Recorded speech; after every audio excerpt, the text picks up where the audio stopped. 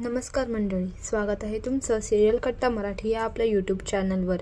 ठरलं तर मगच्या आजच्या 5 डिसेंबरच्या भागात आपण पाहणार आहोत. महिपत म्हणतो,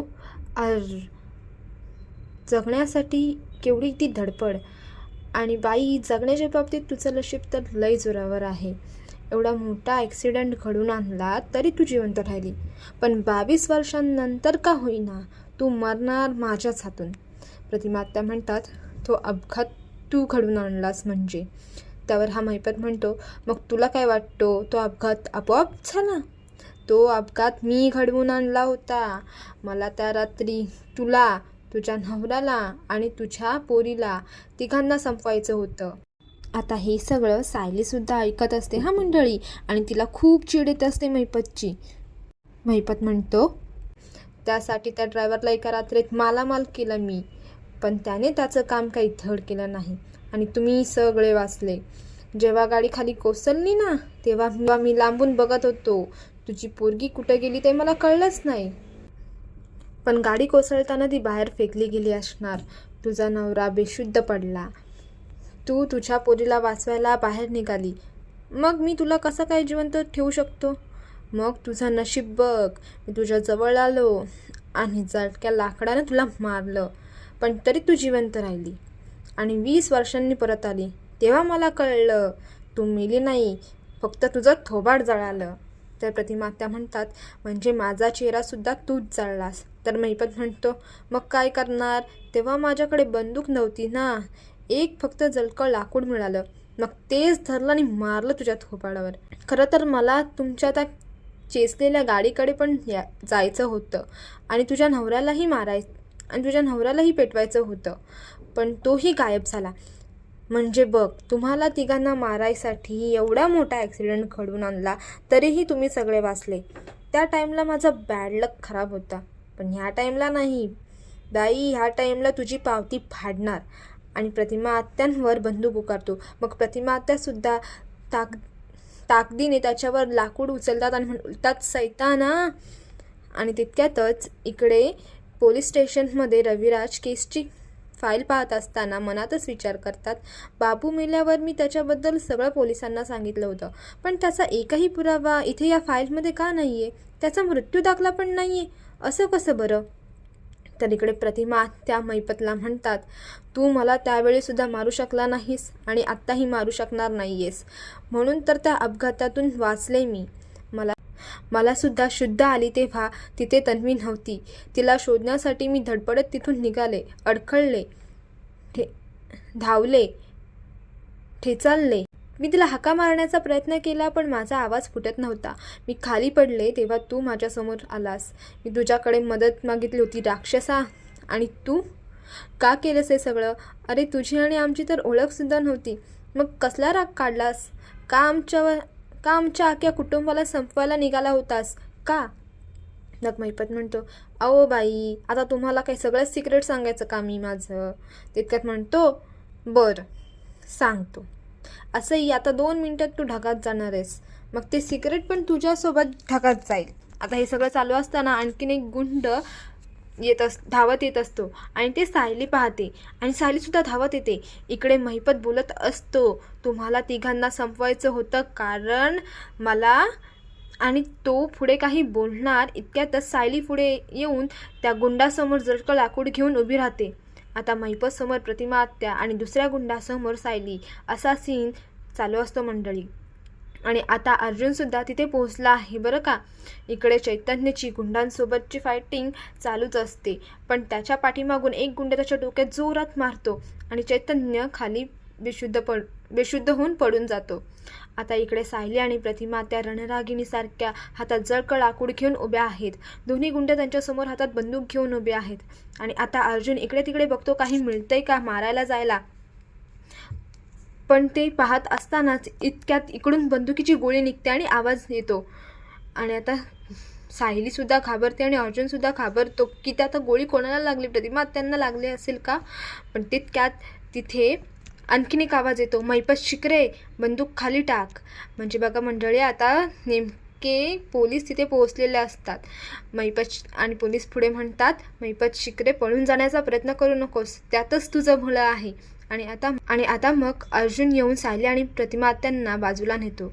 आता असं वाटतं महिपत पकडला गेला, पण महिपतचा एक गुंड झाडापाठीमागून गोळ्या झाडतो आणि मग सगळेच इकडे तिकडे पळून जातात.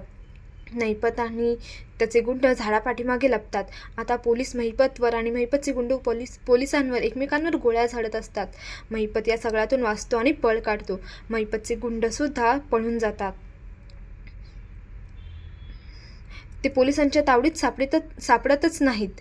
मग अर्जुन आणि पोलीस महिपतच्या मागे जातात आणि अर्जुन सायलीला सांगतो की तू प्रतिमा आत्यांना घेऊन घरी जा.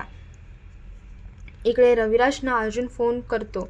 रविराज म्हणतात, हा अर्जुन बोल, काय परिस्थिती आहे तिकडे आणि प्रतिमा ठीक आहे ना? अर्जुन म्हणतो, हो प्रतिमा आत्या ठीक आहे, टेन्शन घेऊ नकोस, आम्ही सगळे ठीक आहोत.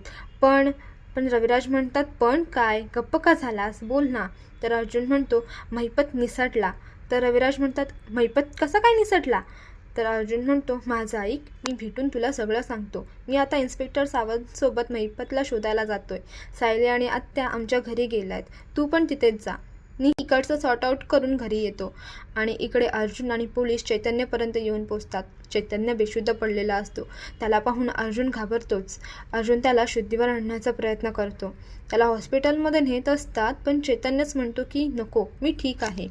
आणि मग पोलीस त्यांना विचारतात, चैतन्य सर, मला सांगा, तुम्ही सगळे कॅमेरे ह्या भागातच लपवले होतात ना? तर अर्जुन म्हणतो, हो इन्स्पेक्टर साहेब, आम्ही 5 कॅमेरे लपवले होते आणि त्यातले प्रत्येक झाडाला क्रॉस केलं आहे. मग पोलीस कॉन्स्टेबल्सना सांगून ते कॅमेरे घेऊन यायला सांगतात. पण त्या 5 कॅमेऱ्यांपैकी 3 कॅमेरे गुंडांनी डॅमेज केलेले असतात आणि त्यातले फक्त 2च कॅमेरे चांगल्या अवस्थेत असतात. सुदैवाने ज्या कॅमेऱ्यामध्ये अर्जुनने शूट केलेलं असतं तो कॅमेरासुद्धा ठीक असतो. आता महिपत फरार झालेला असतो. पोलीस त्याचा तपास सुरू ठेवणार आहेत आणि मग अर्जुन आणि चैतन्य घरी जातात. हा महिपत पळत असतो, तरी ह्याला नागराजचीच भारी काळजी. गुंडांना विचारतो, नागराज शेठ इथे असणार होते ना, कुठे गेले? मग गुंड बोलतात, माहिती नाही साहेब, आधी तुम्ही इथून निघा. मग महिपत ट्रकमध्ये बसून फरार होतो. इकडे कल्पनांची प्रार्थना देवीआईकडे सुरूच असते आणि घरी सगळे वाट पाहत असतात. आणि मग अस्मिता कल्पनांना सांगते, मम्मा सायली आली. आणि सायली, प्रतिमा आणि रविराज हे तिघे घरी आलेले असतात. दुसरा दिवस उजाडलेला असतो मंडळी. आता हे सगळे दारातच असतात. आता हे दारातच आहेत तर सगळे त्यांना प्रश्न विचारतात. प्रताप म्हणतात, रविराज, कल्पना, तुम्ही एवढ्या सकाळी इथे? तर कल्पना म्हणते, हे काय आहे, अर्जुन कुठे आहे? तर अस्मिता म्हणते, काहीतरी नक्कीच प्रॉब्लेम झाला आहे. रविराज म्हणतात, सगळं सांगतो, आधी प्रतिमाला आतमध्ये येऊन शांतपणे बसू दे. तर कल्पना म्हणतात, नाही तुम्ही इथेच थांबा. तर अस्मिता म्हणते, काय झालं मम्मा? त्यावर कल्पना म्हणतात, अस्मिता, अगं हे स्पष्टपणे दिसतंय की कोणत्या तरी संकटाला ही सगळे तोंड देऊन आलेत, तेव्हा त्यांची दृष्ट काढायला हवी. आणि मग कल्पना आतमध्ये जाऊन दृष्ट काढण्यासाठी परत येतात आणि अर्जुनला पुन्हा एकदा विचारतात. तितक्यात अर्जुन आणि चैतन्य पण घरी येतो. चैतन्य डोक्याला हात लावतच येत असतो. तर अश्विन त्याला विचारतो, चैतन्य, डोक्याला काही लागलंय का? पण तो सांगतो, नाही एवढं काही नाही. मग प्रताप विचारतात, रविराज, नक्की काय झालंय? नाही, कारण हे जे काही दिसतंय त्यावरून काहीतरी नक्कीच गंभीर घडलंय, हे नक्की.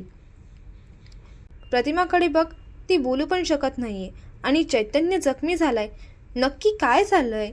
त्यावर रविराज म्हणतात, जे काही घडलं ते खरंच गंभीर होतं, पण आता सगळं ठीक आहे. सायली बोलते, बाबा, अहो चैतन्य भाऊजींना लागलं हे मलासुद्धा आत्ताच कळतंय, त्यामुळे तुम्ही काळजी करण्यासारखं खरंच काही नाही आहे. मग कल्पना या सगळ्यांची दृष्ट काढतात आणि सगळेजण घरात जातात. रात्रीच्या अंधारात लपलेला नागोबा आता बाहेर येतो. पायाने चालता येत नसतं त्यांना. गाड्यांना हात करत असतात आणि बऱ्याच गाड्यांनंतर एक गाडी थांबते. नागराज म्हणतात, थँक्यू, अगदी गरजेच्या वेळी. आणि तोच अगदी गाडीची काच खाली जाते आणि गाडी घेऊन प्रिया आलेली असते. प्रिया म्हणते, तुमच्या गरजेच्या वेळी मदतीसाठी तुमची लाडकी पुतणीच येणार ना काका? नागराज म्हणतात, दार उघड, मला उभं राहता येत नाही आहे इथे. आणि मग तिच्याकडे पाणी मागतात आणि प्रिया म्हणते, तुमच्या पायाला काय झालं आहे? तर नागराज म्हणतात, मुरगळला. प्रिया म्हणते, काल रात्री तर मोठे टेचत बोलत होतात, मग अचानक काय झालंय? तर नागराज तिला सांगतात, सगळं सांगतो बाई, आधी इथून चल, आपल्याला कोणी इथे बघायला नको. इकडे सुभेदारांच्या घरी प्रताप सगळ्यांना सांगतात, चैतन्य बरा आहे, आता फक्त त्याला आरामाची गरज आहे असं अश्विन सांगतोय. कारण अश्विनने त्याला चेक केलेलं असतं, म्हणून त्याला गेस्ट रूममध्ये झोपवलंय आणि अश्विन त्याच्यासोबत बसलाय तिथेच. तर अर्जुन म्हणतो, आय थिंक त्या गुंडांनी चैतन्याच्या डोक्यात जोरात मारलंय. तर अस्मिता म्हणते, गुंडांनी मारलंय म्हणजे नक्की काय झालंय? तर कल्पना म्हणतात, हे बघ अर्जुन, तू आता आम्हाला आणखीन अंधारात ठेवू नकोस. आणि त्यात प्रतिमाची अवस्था बघ, काय झालंय नक्की? तर प्रतिमा म्हणतात, नाही मी आता ठीक आहे कल्पना, तुझ्या मुलाने आणि सुनेने खूप धाडस दाखवलं आहे. त्यावर सायली म्हणते, प्रतिमा आत्या, तुम्हीसुद्धा काही कमी धाडस दाखवलं नाही आहे हां. तर रविराज म्हणतात, नाही पण त्या जंगलात नेमकं काय घडलं हे मला पण ठाऊक नाही आहे. तर प्रताप म्हणतात, जंगलात? कुठल्या जंगलात? मग अर्जुन त्यांना सगळं सांगतो, अगदी मैना आणि सदाशिव लोखंडेपासून ते त्या दाईपर्यंत. कारण की ह्या दोघांनी महिपत शिकरेचं नाव घेतलेलं होतं. आणि मग शिवाय मंदिरात प्रतिमा त्या महिपतला घाबरल्या होत्या तेही प्रकार सांगतात. मग चिठ्ठी, फोन, बाबूचा फोटो, रविराज आणि त्यांनी मिळून केलेला प्लॅन, जंगलात प्रतिमा आणि महिपतचं झालेलं बोलणं, गोळीबार, हे सगळं अर्जुन त्यांना सांगतो. आणि शेवटी अर्जुन म्हणतो, पण ह्या सगळ्यातून महिपत निसटून गेला. पोलीस शोध लावतायत आणि ते महिपत सापडेपर्यंत शांत बसणार नाहीत आणि मी सुद्धा शांत बसणार नाही. आणि इथेच आजचा भाग संपतो. पुढील भागात आपण पाहणार आहोत, सायली अर्जुनला बोलत असते, आगीला घाबरणाऱ्या प्रतिमा आत्यांनी चक्क शेकोटीतून लाकूड उचललं आणि महिपत समोर उगारलं. आणि ते पण कुठे, जिथे त्यांच्या आयुष्यातली सगळ्यात वाईट गोष्ट घडली. आणि हे बोलत असताना सायलीला सुद्धा ते आठवू लागतं आणि गरगरू लागतं. सायली म्हणते, महिपत त्याचा कबुली जबाब देत होता आणि मला गरगरायला लागलं. पण मला का गरगरलं असेल? आपण हे सगळं रविराज काका आणि प्रतिमा आत्यांसाठी करतोय ना, मग माझा या सगळ्याशी काय संबंध असेल? तर मंडळी, आता सायली आणि अर्जुनने महिपत आणि रविराज यांच्या अपघाताचा सत्य तर बाहेर शोधून काढलंय. आता सायलीच खरी तन्वी आहे हे सत्य शोधून काढू शकतील का सायली आणि अर्जुन? ते तुम्हाला काय वाटतं ते कमेंटमध्ये नक्की सांगा.